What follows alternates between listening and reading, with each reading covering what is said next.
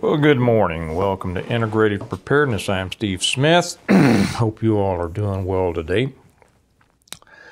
By now, probably most of you have heard of the shooting in Kansas City here of 16-year-old Ralph Yarl, a young black man who was shot by an 84, 85-year-old white man. The particulars of the situation, I'll just give them very briefly, and I'll say right off, I've read a number of accounts, I've listened to interviews of the prosecutor who has just brought charges against the 84-year-old man. I think his name is Lester. His last name is Lester, I believe. And I've listened to him very closely, read them very closely. Maybe I'll get to the particulars here in a second. But the important thing about this is that even though the young man has not been killed, and there have been charges of first-degree assault, aggravated assault, against Lester, the left is, of course, using this to try to, again, promote a race war. That's the danger. That's where it comes into to the area of preparedness. Now, just to give you, in case you're not familiar with this, because it comes into stand your ground and castle doctrine and all this, that I know a lot of people talk a lot about. Many who talk about it don't understand it. But the particulars of the case, so that you'll understand, apparently this 16-year-old young man was sent by his mother to an address to pick up his two younger siblings. He got the right address but the wrong street. He was one street off. It was 10 o'clock at night, and there's lessons here too. So it was after dark. He went up to this house and knocked on the door. It took longer than apparently he thought that it should. We don't know. We're not getting from him because he's conscious, but he's in the hospital. He took one to the head that knocked him out. It was apparently a .32 caliber, which is why he's very lucky that it was one of those sub-effective calibers, right? Like a .32 or a 9mm for everybody who loves 9mm. Yes, I've personally seen cases where people were shot in the head with a 9mm and it didn't take them out. Okay, so for all the Niners out there, that's your lesson for today. The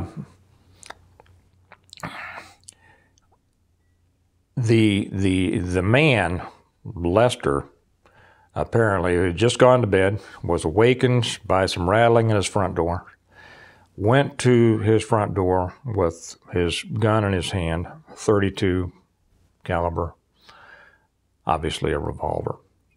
The banging on the door, he opened the door, he saw a large person, he said, now the media says a large black man. I don't know if he said that or not, or if this is just what they're using to try to stir everybody up. And as he opened his door, the large door, at the same time, Ralph Yarl was either opening or attempting to open the glass door. Okay. So far, by the testimony and the interview of the prosecuting attorney, he opened his door. This man, who he just sees apparently in the dark, is opening his door. He thinks the man is trying to come into his house, shoots him. Shoots him twice. Now, there's a little more information there that I'm not going to get into because I question it, so I'm not going to introduce it here. If we look at, now they've charged him, like I say, with first degree I would be very comfortable being his defense attorney. Okay, in Missouri, they have the castle doctrine, and they have stand your ground, which every state should have. Castle doctrine means that you can use force up to and including deadly force if you believe that someone is attempting to unlawfully enter the dwelling in which you are lawfully present. Okay? And then, of course, the stand your ground means you have no duty to retreat. See, this is what I was saying earlier. I made one, I think, over on Patreon, where I disagreed with what Masad Ayub said about, answering the door at night. And he said, why answer the door? Well, most people are going to answer the door, especially older men who have been raised that, hey, it's my house, I'm going to take care of the situation. We're not soy boys, okay? We're not going to call the police and say, ooh, somebody's knocking on my door. We're going to answer our door and take care of it. Now, I'm not saying that Lester was right or wrong in this. I don't know.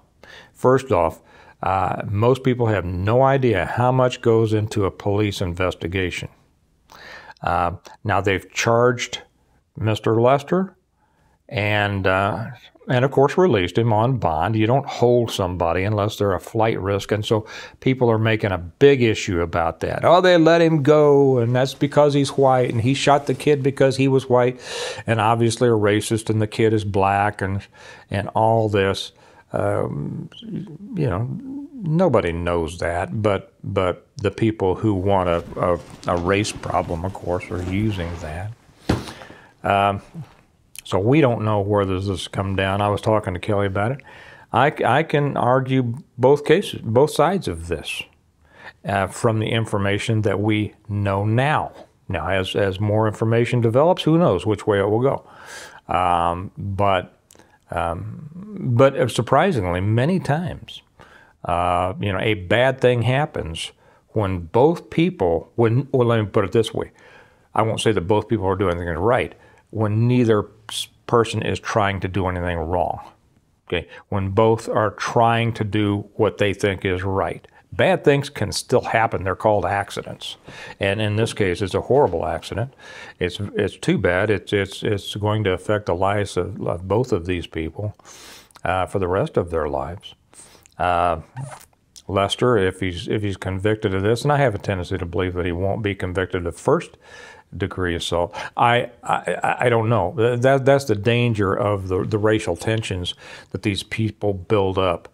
That I think many people are being convicted of things that they shouldn't be convicted of simply because the judge or the jury is afraid not to bring down a conviction because of what, the threat of riots and things like that. That's just the way it is.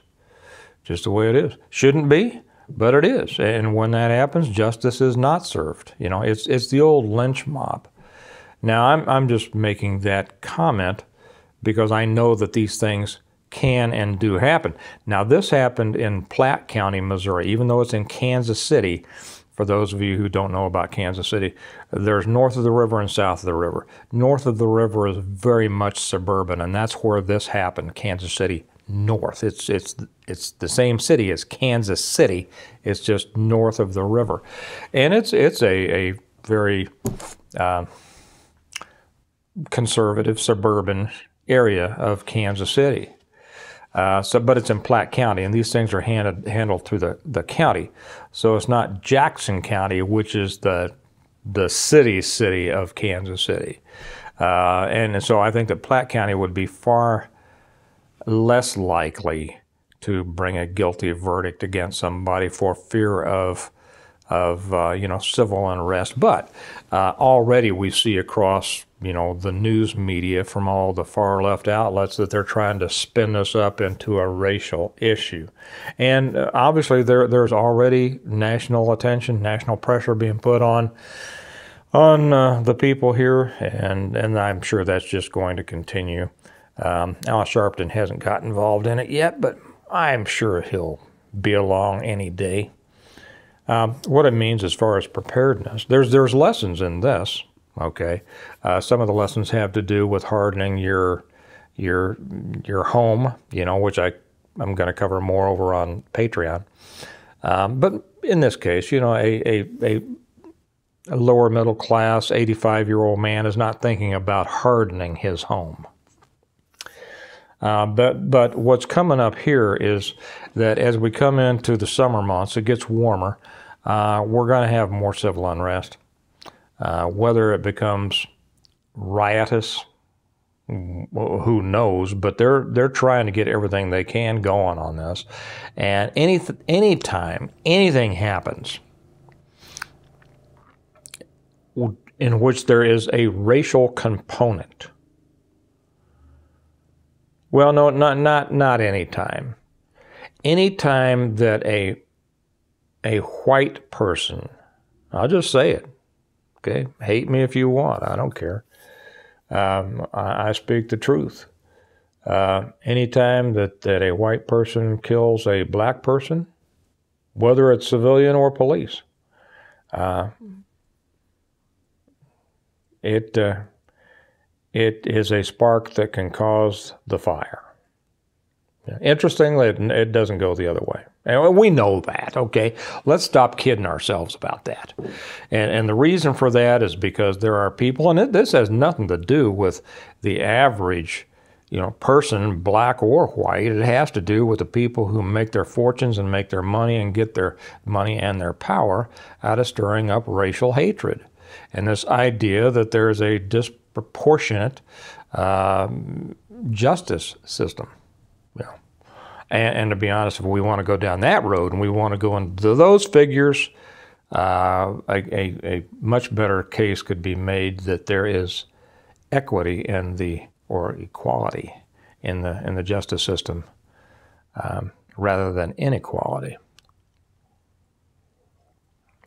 But the truth doesn't matter when hatred is involved, or when money is involved, or when power is involved, or where political influence is involved. And whenever we have a racial case like that, that's what's at work. What the deal is, though, it makes it dangerous for you. So as we're coming into the coming summer month, be careful. Make sure, it's just like every other thing. Make sure your gas tanks are topped off. Make sure that your car is in good running order. Make sure that your tires are good. Make sure that if you have a blowout, you know how to change your tire. And I almost said ladies, but too many men under 50 don't know how to change a stinking tire nowadays. I know because I've had to help a bunch of them. Know how to do that. Carry your jick bag in your car. That's the bag that I suggest. I don't call it a bug out bag or a bob or anything like a get home bag. It's a jick bag, just in case. Got everything in it. Yeah, I'm gonna get around to it one of these days to showing you what's in a jick bag. Should be everything you need. Should be able to keep you alive for not 3 days, but ongoing. So carry that. Be careful. Stay attuned to the local news. Even though if things start to erupt, they can do so like that.